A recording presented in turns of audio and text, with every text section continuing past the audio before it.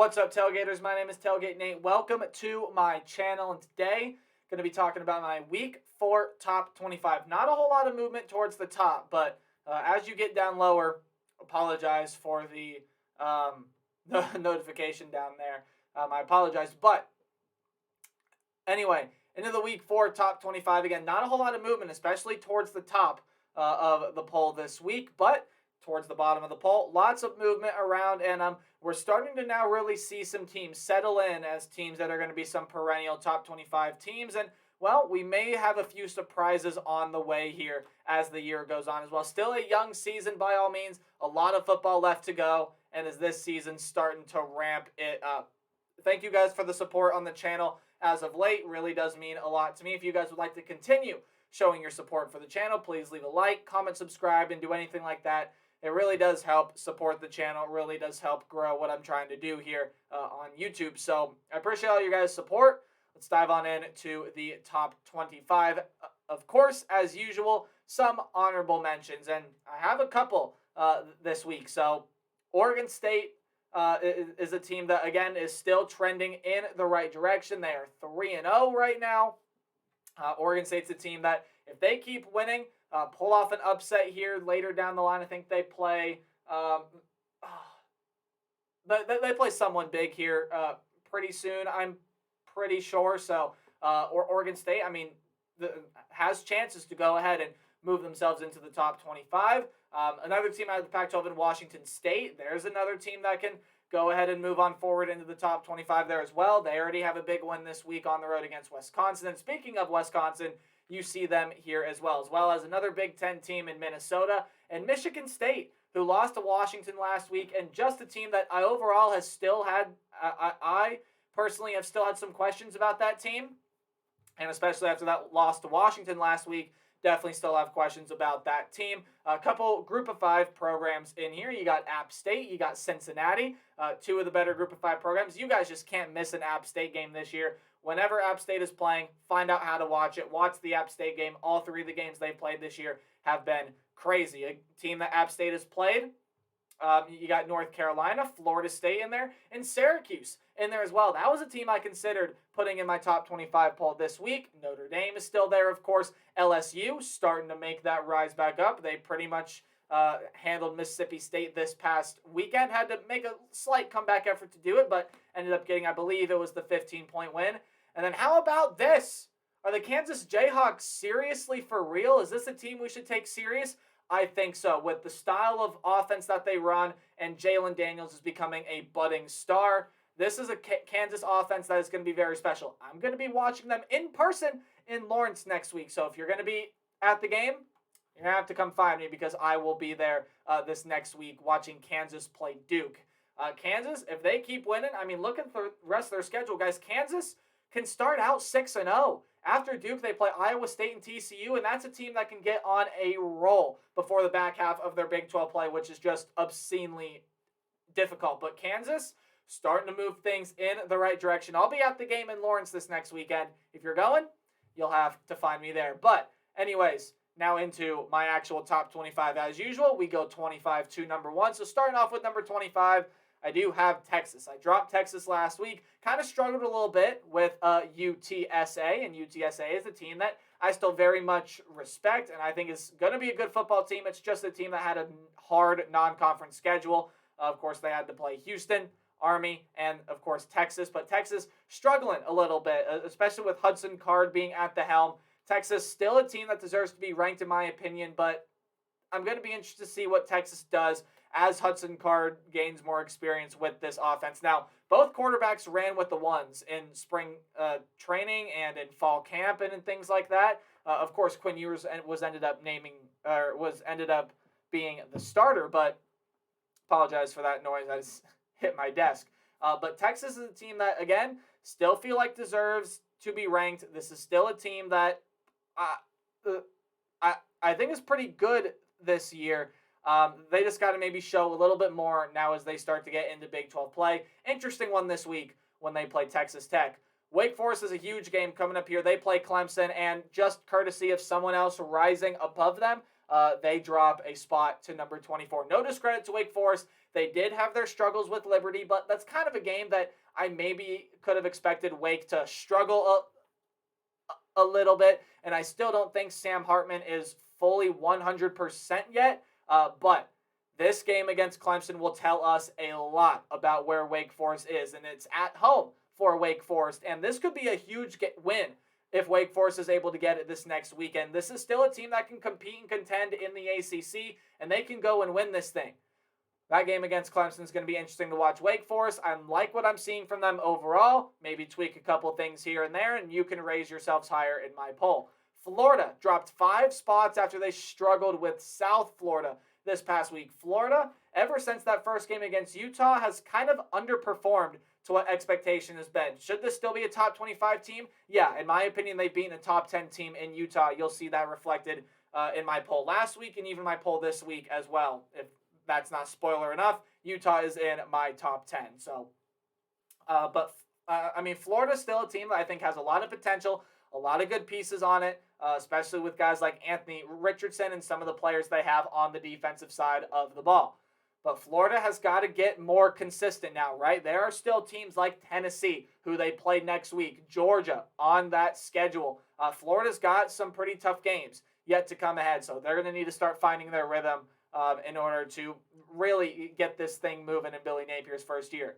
How about the Washington Huskies? That was a very impressive performance against Michigan State last week, and they jump into my rankings. They weren't even in my honorable mentions last week. I don't know why, but Washington had kind of been off the radar of college football for quite a bit. Ever since they lost the opening game to Montana last year, it's been all downhill. Well, things are rising back up. Again, Washington has a new head coach. Kalen DeBoer is the head man in town, and this offense has just flipped right from the get-go. I mean, Michael Penix is looking great. Jalen Polk had a phenomenal game this past week, and Washington looks every bit the part of a Pac-12 contender and a top 25 team.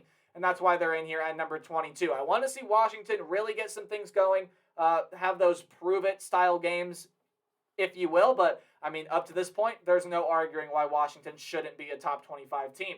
21 is Pitt. Now, I still like this Pitt team. Some injury issues at the quarterback position. They struggled a little bit with Western Michigan, but I think they played like a second or third string quarterback in that game. So Pitt is going to start finding itself. Who knows when Keaton Slovis is going to be able to come back fully healthy. I know he's been a little banged up with injuries and stuff this year. But, I mean, good, solid win for Pitt last week. They do drop a spot, though, courtesy of just other teams jumping ahead of them. That's just the way these things work sometimes. So, no discredit to Pitt. I still think this is a good football team. They just happen to drop a spot because someone else has hurdled ahead of them. And that someone else you see featured here. Texas A&M jumping 5 spots, number 20. Now, you might say, Nate, why only 5 spots? They beat a good Miami team. Well, it wasn't a pretty win for Texas A&M.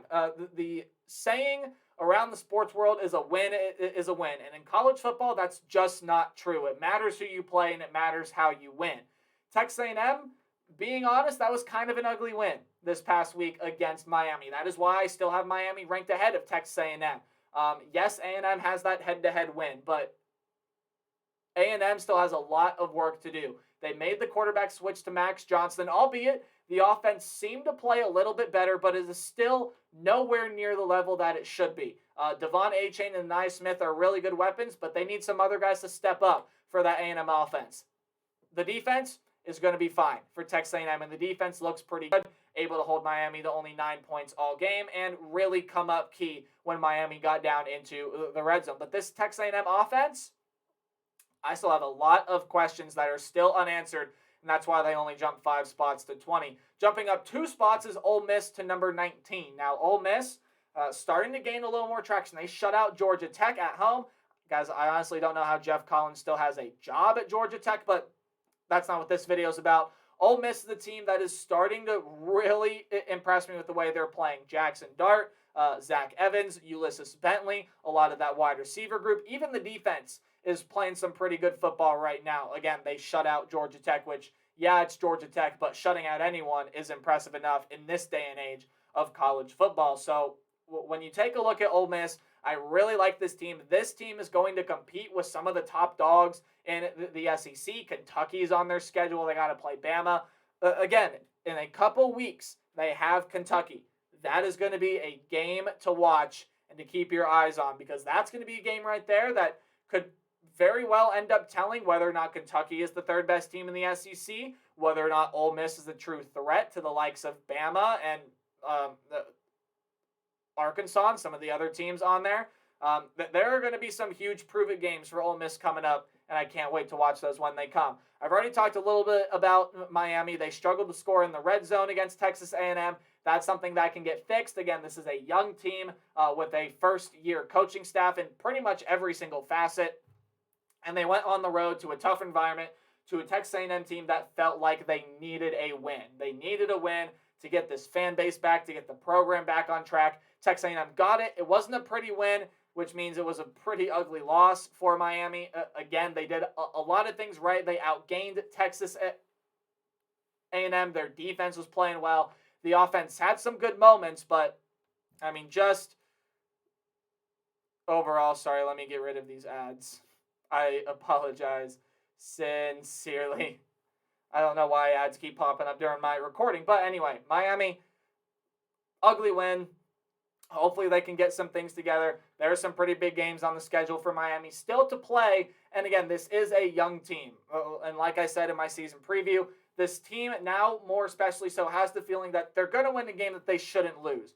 Maybe it was this game against Texas A&M. Maybe it'll be a game somewhere down the line against Virginia Tech or someone like that. But Miami's got some problems to figure out here. Nonetheless, I still do keep them above Texas A&M because I like the potential of Miami, and I still like what I've seen over the past couple of weeks, but they definitely have to prove a lot more than they've shown up to this point. BYU and Oregon are here at 16 and 17. Oregon, of course, you see at 16, BYU at 17. Oregon got the head-to-head win, and these two teams, in my opinion, are so close. Even though, yes, Georgia blew out Oregon, and then Oregon went ahead and blew out BYU. Oregon dominated that game. If you forgot that Oregon football, or if they were off your radar or whatever have you, they should be back on your radar this week, because wow, did they play a phenomenal game.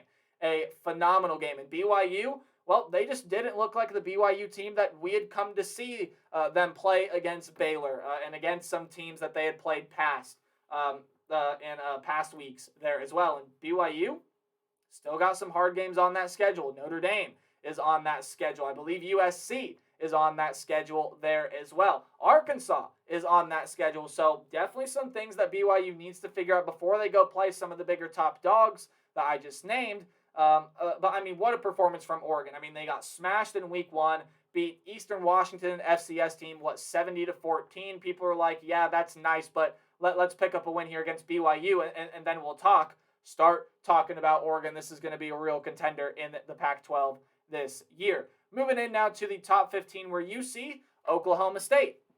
Some people out there may be saying, I'm not giving Oklahoma State the respect that they deserve. Well, the national media and the AP poll has this team ranked in the top 10. I'm just not a huge believer in that yet. I still think Oklahoma State is a very good team. They haven't really played anyone fantastic in my mind. Central Michigan is kind of struggling more so than I thought they would. And then when you look ahead there as well, Arizona State just fired their head coach. And then I believe last week they played Arkansas Pine Bluff, which doesn't really tell you anything. So now they're starting to get into Big 12 play here. Let's see what happens with Oklahoma State in Big 12 play now. And then we'll start talking about how legit this team really is, right? And who knows? I believe they have a pretty big game this weekend in Big 12 play. And if they can win that, hey, this team can vault pretty high. Speaking of teams vaulting high, how about Penn State? A team that I think went off a lot of people's radars over the past couple of seasons. They've been 11-11, over the past 2 seasons, and people are like, this Penn State program starting to go downhill. They were talking about maybe looking for another coach besides James Franklin, and I don't know about you, but this Penn State team put on a performance against Auburn this past weekend. I mean, it was complete and utter domination when they went and played in Jordan-Hare Stadium this past weekend, and that is a sign, if I've ever seen one, to show that Penn State football is back and they mean business. This is going to be a real threat to Michigan, to Ohio State. They're going to give Michigan State a really good game. And Penn State, especially if Ohio State and Michigan somewhere down the line fall off, Penn State can be a team that can rise out of the Big Ten East. So keep your eye on the Nittany Lions because they're coming. The Tennessee Volunteers are up 2 spots to number 13. The national media jumped them 4 spots, which I don't get after they beat a team like Akron. They won by, 50-plus points, but it's Akron. They're not that great. It took overtime to beat St. Francis for Akron. So looking at Tennessee here, I'm not ready to vault them that high quite yet, although, again, they're pretty close in my mind. Big game coming up this weekend, right? College game day is going to be there. They're playing Florida, and I think this is a huge game for both these teams. If Florida happens to win that game, then it kind of shows that, well, what we saw about in that Utah game may be the real Florida, and maybe these last 2 games were just kind of letdown games off of that performance. And if Tennessee wins, take Tennessee seriously, guys, because that could be the second best team in the SEC East. I can't wait for Kentucky and Tennessee to play. Guts conversation for when we get there, but right now Tennessee's playing some really good, high up-tempo football, and I like what I'm seeing from Josh Heupel and company there at 13. 12 is NC State.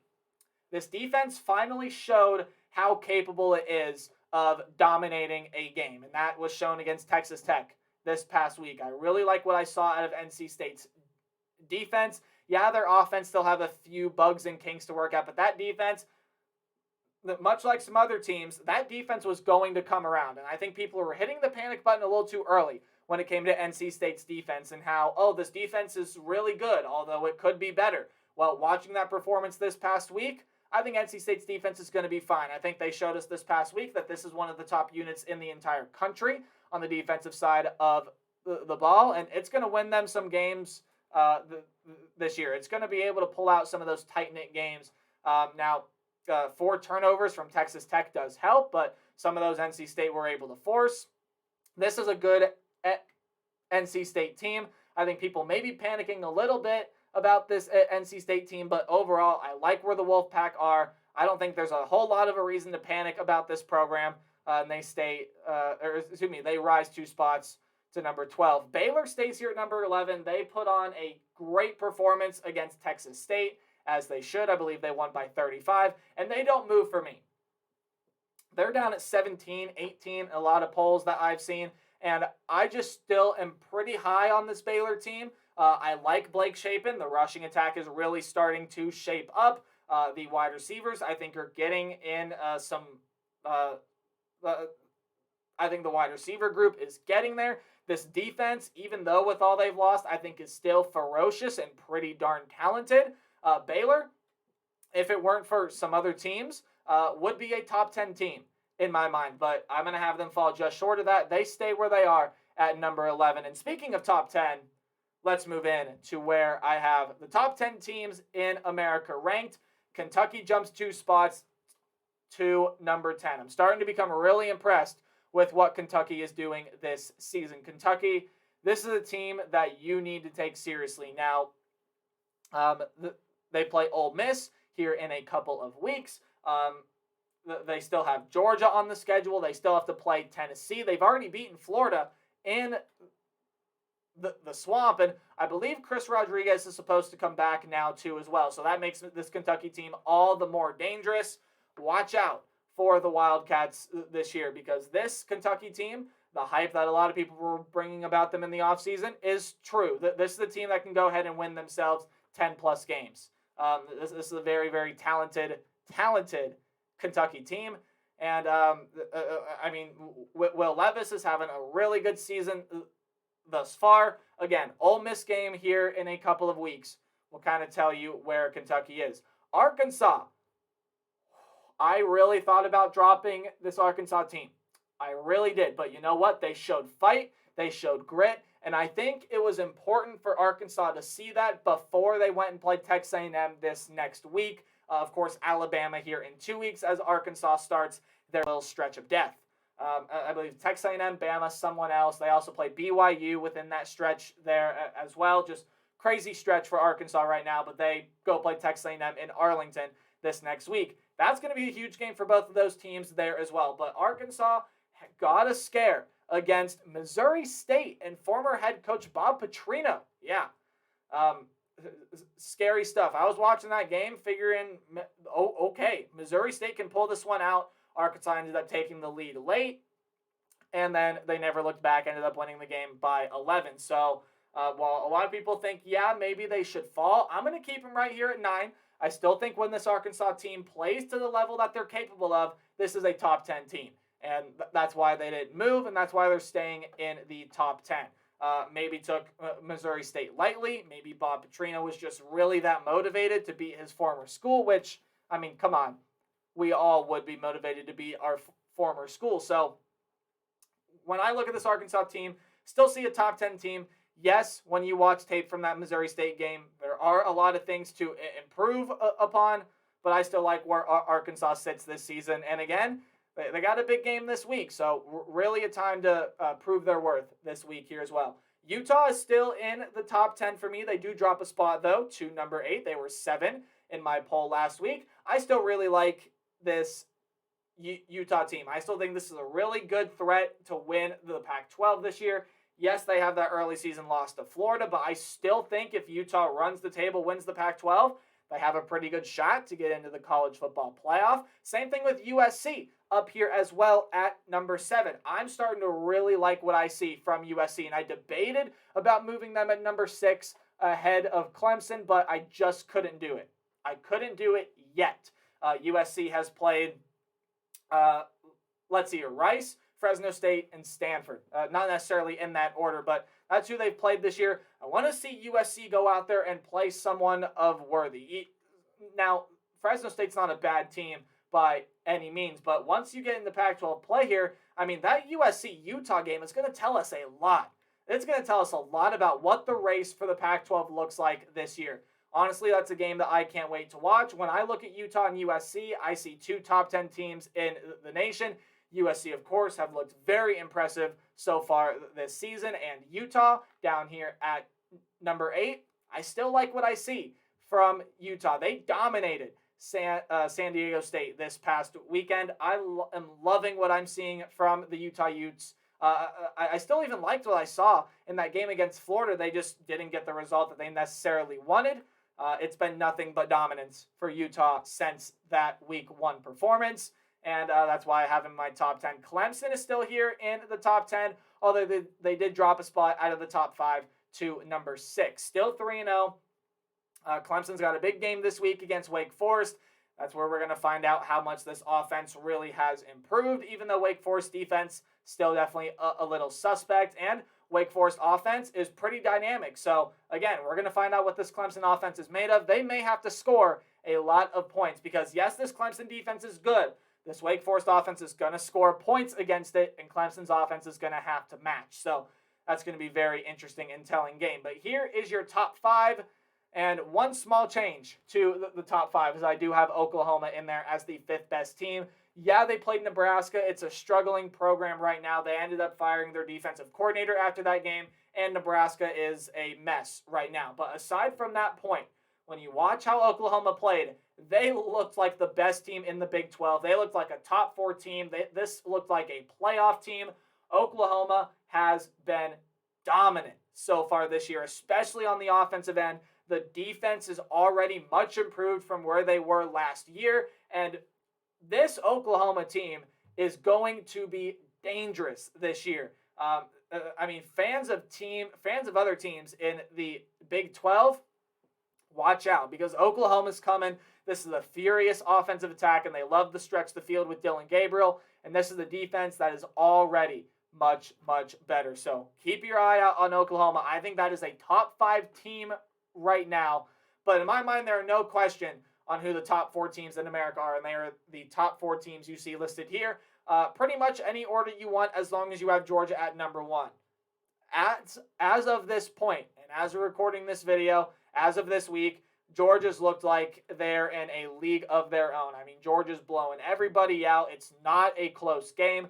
Georgia looks even more dominant than they were last year, which I know is crazy to say. But Georgia's on a mission right now. And Stetson Bennett, I said this a while ago, but that stigma that he is a bad quarterback needs to get out of the room, because Stetson Bennett's going to get Heisman votes at the end of the season. In fact, I'm not going to be shocked at all if he goes ahead and wins the thing, especially if Georgia's 13-0 SEC champs, the number 1 seed in the college football playoff. I mean, Georgia has looked dominant. They thumped Oregon, and they have beaten the brakes off of Samford. Of course, you're supposed to. And then South Carolina. And this team has only allowed 10 points all season. This defense is already looking better than it was last year. The offense is much more efficient than it was last year.